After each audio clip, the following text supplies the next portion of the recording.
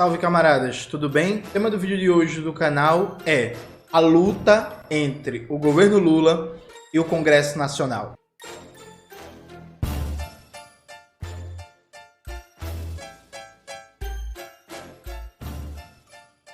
Antes de começar propriamente o tema do vídeo do canal, quero muito agradecer a você que ajuda a manter e melhorar nosso canal a partir do Apoia-se. Seu apoio é fundamental para a gente continuar o nosso trabalho. Preferir o Pix, está aparecendo aqui como QR Code na tela do vídeo. Camaradas, note, o assunto da semana, é dizer que o Congresso Nacional está sabotando o Brasil, que o Congresso Nacional é inimigo do povo, que o Congresso Nacional está sabotando o governo Lula. Veja, isso é verdade, mas não pela narrativa que está circulando. Vamos aqui, essa é uma consideração rápida, O Congresso Nacional, ele assumiu o lugar de principal caixa de ressonância das pautas dos diversos setores da classe dominante brasileira. Então, hoje é um fato que, em particular, a Câmara dos Deputados é um lugar por excelência de articulação dos interesses das diversas frações da classe dominante. Isso fica muito visível em bancada do boi, isso fica muito visível em bancada da bala, mas isso vai para além. Todas as principais pautas estruturais da classe dominante estão sendo encaminhadas no Congresso. Então, se a gente pensar nessa dimensão, sim, é verdade. O Congresso ele é inimigo do povo trabalhador. E é não só agora, é há muito tempo. É, inclusive, antes do bolsonarismo. Perfeito? Mas o que está se colocando em debate é dizer que existe um antagonismo estrutural entre o Congresso Nacional e o governo Lula. E veja, isso não é verdade. Por que não é verdade? Vamos lá. Primeiro ponto. O grande tema levantado sobre a questão do aumento da conta de luz para beneficiar setores do grande capital é verdade. O Congresso derrubou o veto de Lula, mas 92% dos deputados do PT votaram para derrubar o veto de Lula que aumentava a conta de luz. Veja, algumas figuras públicas do PSOL tiveram a ideia genial de divulgar isso como prova que o Congresso é inimigo do povo. Só que aí a base governista votou majoritariamente a favor disso. Assim como a derrubada agora do aumento da tributação no IOF, o Imposto sobre Operações Financeiras, ela só foi aprovada essa derrubada porque boa parte da base do governo também votou a favor. Então veja, sim, o Congresso é inimigo do povo no sentido que ele representa os interesses da burguesia e aqui pensando no povo como classe trabalhadora. Massa? Mas não a partir desses exemplos. Isso por um lado. Por outro lado, é inegável que o Congresso, desde o impeachment contra a presidenta Dilma, desde o golpe contra a presidenta Dilma, o Congresso está crescendo de poder e influência no conjunto do aparelho do Estado, principalmente a Câmara dos Deputados. Isso é inegável. Inclusive, eu recomendo muito vocês ouvirem a série de podcasts, Arthur Lira e os Atalhos do Poder, do UOL. Ficou muito bom mesmo. E que explica de maneira jornalística, sem tanta profundidade sociológica, mas com uma reconstrução muito boa da cronologia histórica, esse processo. Veja, a gente vem falando isso aqui há muito tempo. Esse crescimento do Congresso tem a ver com um fato que é fundamental, que é o ajuste fiscal provocado pela presidenta Dilma em 2015, ele desmoraliza a presidência da República, Ele destrói a base social da presidenta Dilma e ele abre as condições políticas para a vitória do golpe. Quem diz isso não sou eu, viu? A resolução de conjuntura do PT de maio-abril de 2016, que tem um trecho que eles dizem isso abertamente, A resolução de conjuntura do PT que fala isso, que o ajuste fiscal criou as condições para a vitória do golpe, porque criou desilusão, raiva, uma sensação de estelionato eleitoral em toda a base social e eleitoral do governo petista e da presidenta Dilma. Ô Maxwell, se não tiver esse documento, me cobra aí para colocar o trechinho na tela e deixa um tempinho para a galera ler, beleza? Então veja, a partir de 2016 em diante, há um aumento progressivo de poder do Congresso Nacional. Veja, a gente só combate isso a partir de duas providências, que são, primeiro, enfrentar a captura do orçamento público por parte do Congresso Nacional. O Congresso Nacional hoje, ele controla 50 bilhões de emendas parlamentares, assim. É isso, 50 bilhões de reais de emendas parlamentares. Hoje, cada deputado tem 38 milhões numa legislatura para gastar. Sim, é um absurdo. Veja, a gente está falando de deputados que têm mais dinheiro para gastar com emendas parlamentares do que boa parte das prefeituras do Brasil. Então, assim, o caixa disponível da prefeitura para fazer investimento é menor do que o orçamento disponível para um deputado federal, sabe? Prefeitura até grande, sei lá, de cidade de 100 mil habitantes, 200 mil habitantes e tal. Então, assim, há uma captura do orçamento público e essa captura do orçamento público se dá dentro de um esquema criminoso em que, por regra, um terço ou metade do dinheiro que circula nas emendas parlamentares, né, de orçamento secreto e afim, é roubo. É roubo, é desvio, é malícia, é falcatrua, é fazer caixa para se eleger na próxima eleição, é fazer caixa para financiar a eleição dos parceiros, para fortalecer seu grupo político. Então, aqui concretamente, o Congresso hoje ele tem cada vez mais poder porque ele controla cada vez mais orçamento. Aqui é uma correlação direta entre poder e orçamento. O Congresso é cada vez mais forte porque ele controla cada vez mais orçamento. Então você não vai enfraquecer o Congresso se o Congresso continua controlando 50 bilhões de emendas parlamentares. Assim, dado. Segunda questão é que, isso é importante, veja, não precisa ser marxista para saber disso, viu? Não precisa ser socialista, não precisa ser comunista e tal. Qual é a característica do legislativo, particularmente no Brasil? O legislativo, ele representa um conjunto de interesses corporativos e de interesses difusos de setores dominantes da sociedade e, normalmente, interesses bem antipopulares, né? Interesses que se joga a luz em cima dele dá problema. E a gente pode dar vários exemplos. Por exemplo, PEC das praias, né? Para privatizar as praias. Aquilo ali andou tranquilo enquanto a sociedade brasileira não sabia. A partir do momento que se jogou luz naquilo ali, foi derrubado, né? Derrubado não, paralisou-se a aprovação daquilo ali. PL do estupro, né? Aquilo ali estava correndo. Enquanto a sociedade brasileira não tomou ciência daquilo ali, particularmente o movimento feminista, aquilo estava correndo.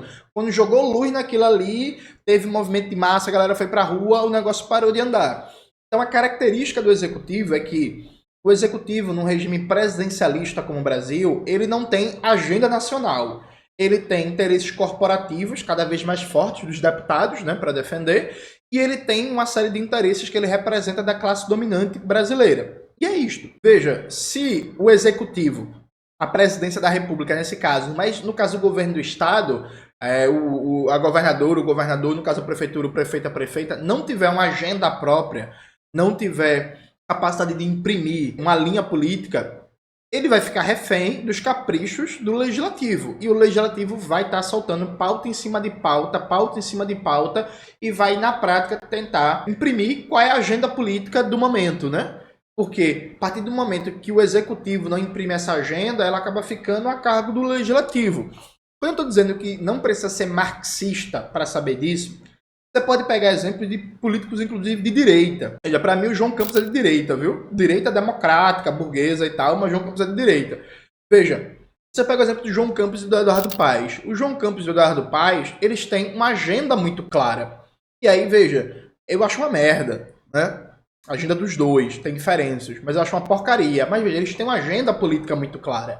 Eles, inclusive, conseguem abafar as tentativas de oposição, seja oposição da extrema-direita, seja oposição à esquerda, porque, tendencialmente, a oposição no Legislativo, na Câmara Municipal de Recife, na Câmara Municipal do Rio de Janeiro, está sempre se colocando de maneira reativa à agenda do Executivo. Então, repare, esse debate que teve agora no Rio de Janeiro sobre armar a Guarda Municipal do Rio, na prática, criar uma polícia municipal, né? Veja, uma agenda horrível, pavorosa, sem sentido, que vai fortalecer o controle armado dos territórios e a força das milícias e de outros grupos no Rio de Janeiro.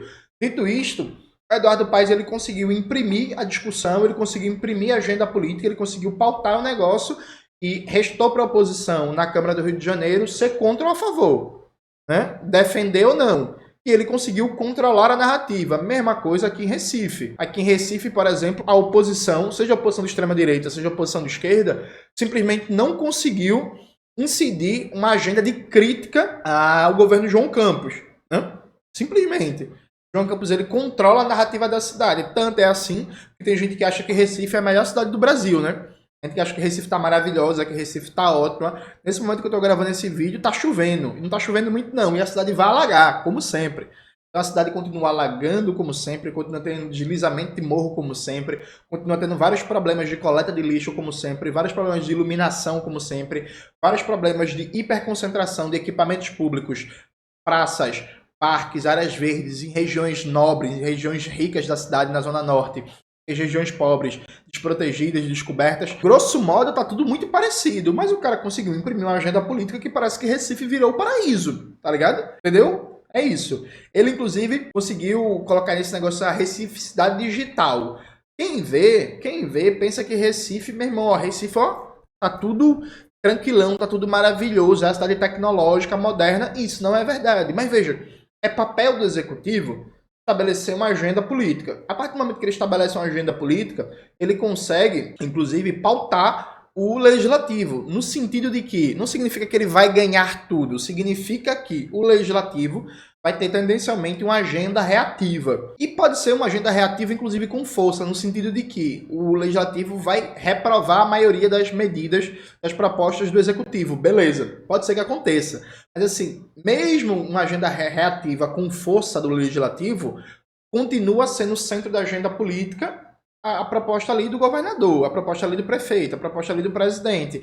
O que acaba, inclusive, em muitas situações, talvez até levando à reeleição. Só para dar um exemplo para vocês, na época não tinha reeleição, né? Mas a Luísa Erundina, por exemplo, ela comeu o pão que o diabo amassou quando ela foi prefeita de São Paulo. Uma porrada de medidas da Luísa Erundina foi reprovada, né? Não foi aprovada na Câmara de Deputados, na Câmara de Vereadores de São Paulo. Isso não fez com que deixasse de se reconhecer que o governo dela tinha uma agenda política muito clara, tinha um programa muito claro, que inclusive a população das periferias reconhecesse isso, que a prefeita tentou botar em prática seu programa, e a Luísa Erundina até hoje é muito votada, dentre outras coisas, por gente que lembra do que foi a prefeitura da Erundina, do que foi os programas dela de moradia popular, de regularização fundiária, a importância de equipamentos públicos, de creche, de escola, de posto de saúde, etc, etc, etc. Percebe? Então veja, o governo Lula, ele não tem agenda positiva para a sociedade para impor ao Congresso. A gente fala isso há muito tempo e tem gente que acha que isso é conversa abstrata, que isso é papo teoricista, quando na verdade isso, se você conversar com qualquer marqueteiro, com qualquer especialista em política e tal, todo mundo vai dizer a mesma coisa. É claro que é mais fácil dizer que tem que fazer isso do que fazer isso. Beleza, tamo junto. Mas assim, é um princípio básico. Se o governo quiser ser um governo forte, ele precisa ter uma agenda política para pautar o debate político. Então, sei lá, você pega a entrevista do João Santana com Breno Altman no Opera Mundi, entrevista muito boa, por sinal. O João Santana é um dos marqueteiros mais vitoriosos da história do Brasil, né? E da América Latina, de eleições presidenciais e tal. O João Santana, por exemplo, ele fala isso o tempo todo. Veja, o governo ele precisa ter uma comunicação centrada na sua agenda política que ele vai colocar para a sociedade e vai polarizar o debate, vai guiar o debate público a partir dessa agenda política. A extrema-direita consegue fazer isso muito bem, né? A extrema-direita ela consegue pautar uma agenda política que é um festival de chorume fascista reacionário. Escola sem partido, pauta anti-pessoas trans, etc, etc. Mas ela consegue, né, pautar uma agenda. É um lixo, mas falsos debates, pânico moral. Mas veja, é uma agenda, perfeito? Veja, o governo Lula, ele decidiu não enfrentar o orçamento secreto. E acho que a maior prova disso, gente, é que o Glauber Braga tá tocando quase que sozinho um enfrentamento corajoso ao Arthur Lira. Ele correu agora os 27 estados da federação, fazendo atos grandes, atos massivos, inclusive mostrando que o Glauber Braga é um quadro político nacional, não só do Rio de Janeiro, pautando o enfrentamento ao orçamento secreto. Quem foi para as atividades do Glauber viu que, muito mais do que defender o mandato dele, ele coloca que a perseguição ao mandato dele é fruto do enfrentamento ao orçamento secreto, ao poder do Arthur Lira. Então, o Glauber Braga, por exemplo, está correndo no Brasil, denunciando o orçamento secreto, fazendo disso um debate nacional. O que o governo fez em torno desse tema? Né? Nada dessa mobilização. Veja, o governo está calado, ele está em silêncio, ele não tem o que dizer sobre o orçamento secreto. Isso por um lado. Por outro lado, o governo não tem agenda para pressionar o Congresso. E aqui, quero mandar um abraço para meu amigo Pedro Ivo, porque Pedro Ivo, ele criou uma caricatura, que a caricatura é assim: Jones acha que o presidente vai chegar lá, vai estalar o chicote e vai resolver tudo. Veja, ninguém acha isso, né, Pedro? Ah, não, esse negócio de chamar as cadeias de rádio e TV, esse negócio é caricatura. Não, Pedro, veja, a questão é ter uma agenda, ter firmeza, fazer comunicação direta, ir pra rua, dialogar com o povo, chamar as cadeias de rádio e TV é parte de um esforço de imprimir uma agenda política e pautar o debate público e, portanto, inclusive, pressionar o Congresso Nacional. Então, veja, o X da questão é que se você não tem uma agenda política para guiar o debate público, guiar o conflito, guiar a atuação política, para pautar a militância, alguém vai ter. Quem é que vai ter? Nesse momento é o Congresso Nacional. Então, o Congresso Nacional tem uma agenda política muito clara. E aí, se o governo não tem paciência. E aí, veja, o governo ele teve todas as oportunidades possíveis para imprimir essa agenda política positiva à sociedade. Eu quero citar com vocês só 3, assim, só para não cansar vocês. Primeira e óbvia, fim da escala 6x1. Veja, quando explodiu a pauta pelo fim da escala 6x1 ano passado, a primeira coisa que o ministro do Trabalho do governo Lula fez, Luiz Marinho, foi ser contra o fim da escala 6x1. Ele deu uma declaração contra. Depois, com toda a pressão crítica, ele voltou atrás, né? Mas ele foi contra. Aí, em seguida, o presidente Lula foi, no 1º de maio, e no discurso para a TV, ele falou que apoia o debate da escala 6x1. Em seguida, ele não fez nada. Nada. Veja, concretamente, o governo Lula não fez nada até agora para avançar a agenda do fim da escala 6x1, para avançar o debate e a mobilização. Sabe o que é nada? É nada. Lula foi agora pro Mano a Mano, do Mano Brown, dar uma entrevista. Reparem que, por exemplo, na entrevista, o Mano Brown e a Semaia deixaram o Lula falar à vontade, né? O Lula falou, só desgraça. Veja, o Lula nem sequer tocou no tema. O Lula nem sequer aborda o tema. O governo não tem nada, o governo não sabe qual é a iniciativa do governo. A gente já viu, por exemplo, que o tema do fim da escala 6x1, ela meio que, entre aspas, despolariza o Brasil, né? Porque até gente que se lê como de direita, se lê como liberal e tal, apoia o fim da escala 6x1. O governo não fez nada.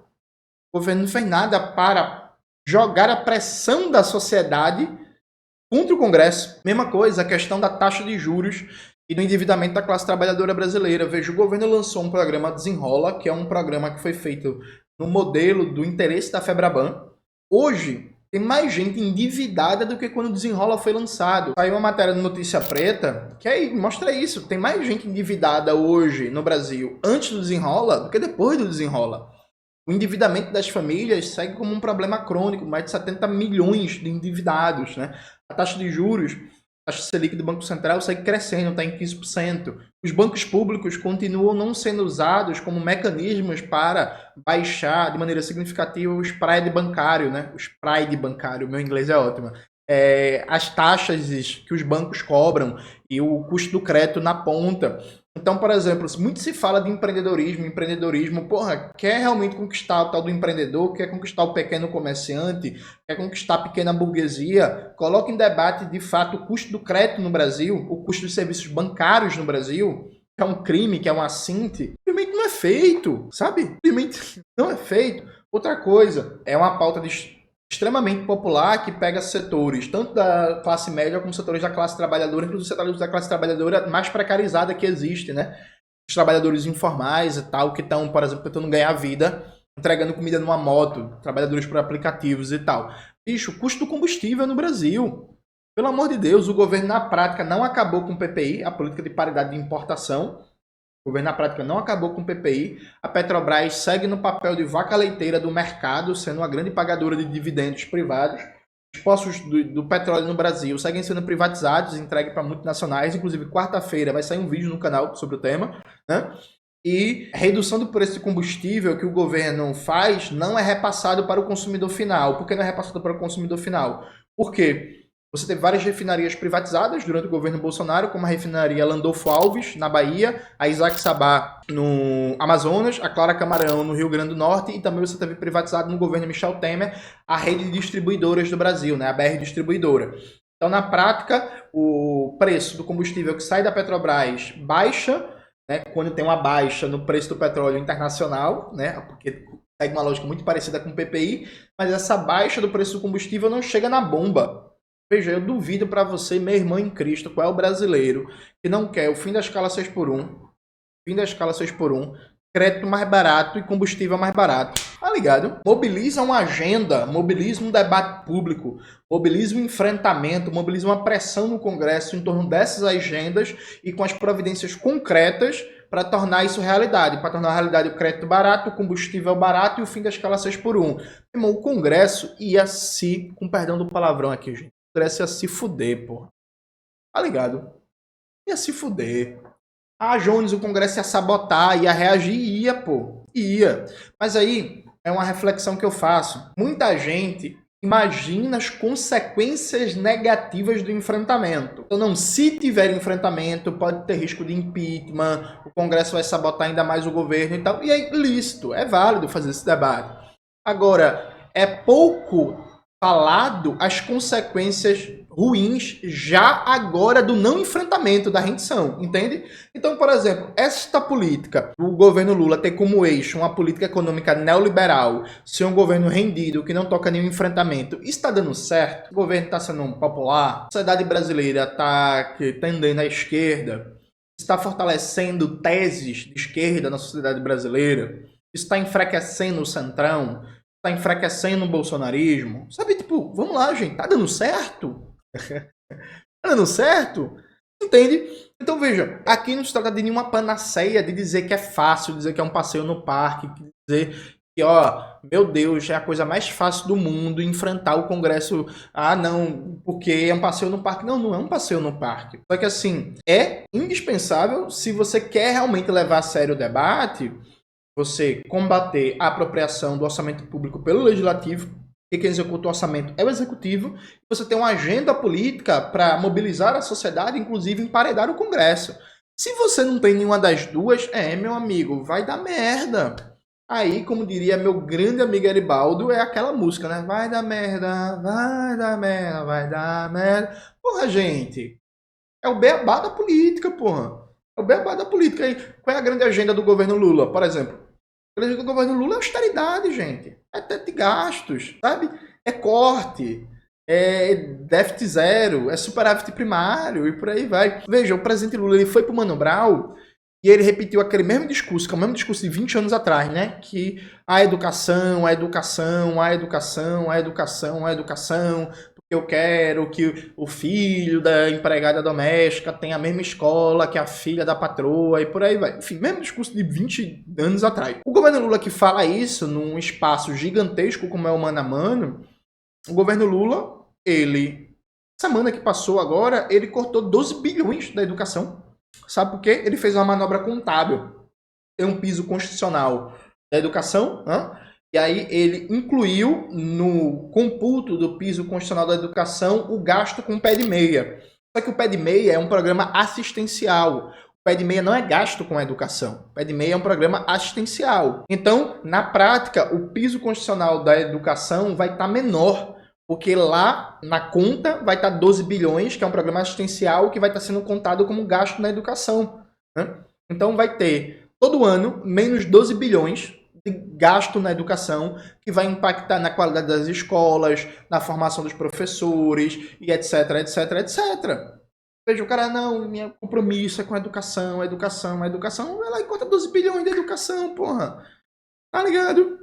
Inclusive, dando corda para governos de direita, porque, por exemplo, o Romeu Zema, o imbecil do Romeu Zema lá em Minas Gerais, o Romeu Zema adora fazer essas manobras contábeis também, né? Então, dá voucher para, por exemplo, as famílias colocarem em escolas, em creches privadas e coloca o valor do voucher como se fosse parte do gasto do piso constitucional para a educação, porque o piso constitucional da educação é federal, estadual e municipal, né? Isso é uma manobra contábil, tá ligado? Isso é uma manobra contábil. E, teoricamente, o governo dito de esquerda, né? O governo de esquerda, né? Ele deveria ser o exemplo do combate a essas manobras contábeis que, na prática, retiram dinheiro, orçamento da saúde, da educação, da cultura, da ciência e tecnologia e por aí vai. Então, desculpa, gente, assim, eu não entro nessa narrativa, não, que agora é o momento de enfrentar o Congresso, vamos pra rua para enfrentar o Congresso. Vamos para a rua para enfrentar o Congresso. Com que agenda? Não, o Congresso reprovou o aumento do IOF. Veja, reprovou o aumento do IOF. Uma merda. Seria bom o aumento do IOF. Agora veja, o Congresso reprovou o aumento do IOF porque a própria base do governo votou contra. Ponto 1. Ponto 2. É mentira que aumentar o imposto para os ricos vai aumentar o gasto social. É mentira. Porque tem um novo teto de gastos. Está proibido aumentar o gasto social. Está proibido. Então, se amanhã o Brasil fizer a melhor reforma tributária do mundo, o gasto público, o gasto primário do Estado com saúde, educação, cultura, lazer, meio ambiente e previdência social vai se manter mais ou menos o mesmo. Porque tem um novo teto de gastos. Então, assim, a gente vai para a rua em nome de dizer que para o Congresso aumentar a alíquota do IOF, em nome de quê? Já que isso não vai ter como correspondência o aumento do investimento público em saúde, educação, cultura, geração de emprego e por aí vai. Porque tem um novo teto de gastos. Novo teto de gastos. Está proibido aumentar o gasto público. E o teto de gastos foi uma medida que o governo Lula se impôs, não foi o Congresso. O Congresso deu uma pioradinha. Mas o projeto original que saiu do governo Lula já era uma tragédia, sabe? Então, assim, ó, gente, isso é um falso debate, viu? Agora que não tem mais o teatro de luta contra o Campos Neto e contra o Banco Central, agora que não pode mais criticar o Galípolo e a taxa de juros, né? É os juros do amor, os juros altos do amor. Aí querem criar uma nova simulação de conflito, velho. Vamos lá, vamos botar o bloco na rua. Ó, deixa eu dizer uma coisa pra vocês. Se o presidente Lula, amanhã, o presidente Lula anunciasse que ia rodar as capitais do Brasil, fazendo comícios em defesa do fim da escala 6x1 e da revogação da contra-reforma trabalhista, eu estaria na rua, né? Aliás, eu defenderia, junto ao PCBR, a gente ir pra rua, né? Faria o debate com o meu partido, diria assim, ó, gente, essa é uma oportunidade de ouro pra gente ter essa conquista pra classe trabalhadora e agitar a luta pelo fim da escala 6x1. Amanhã, assim, o Lula chama as cadeias de rádio e TV, diz assim, ó, eu agora vou passar em todas as capitais brasileiras fazendo um debate, fazendo sobre a importância de rever a contra-reforma trabalhista aprovada pelo governo Michel Temer e aprovar o fim da escala 6x1. Eu defenderia a gente estar na rua todos os dias, estaria de mãos dadas ali, ó, eu e o Pedro Ivo, defendendo a proposta encampada pelo governo. Tá ligado? Mas assim, aí sim a gente enfrenta o Congresso. Faria a marcha pra Brasília e os carai. Tô com uma saudade da porra de ir pra marcha pra Brasília, levar spray de pimenta, carreira da polícia e as desgraça. Bora nessa, assim. Assim, né, gente? Vamos lá? Vamos ser sinceros e honestos aqui. Não existe uma luta. Inclusive, e esse vai ser tema pra gente desdobrar em outro vídeo. Na prática, o governo está usando uma desculpa da não aprovação do aumento da alíquota do IOF para fazer ataques sociais, né? Dizendo assim, já que não aumentou a alíquota do IOF, agora eu tenho que passar o cerol e tenho que fazer mais gastos, tenho que fazer mais corte de gastos em direitos da classe trabalhadora. Entende? Então assim, ó, gente, pra cima de Moá, essa altura do campeonato, tá não, viu? Tá não. É isso, galera. Espero que vocês tenham gostado do vídeo hoje do canal. Se inscreva no canal, ative o sininho, curta esse vídeo e compartilha. Um beijo e até a próxima.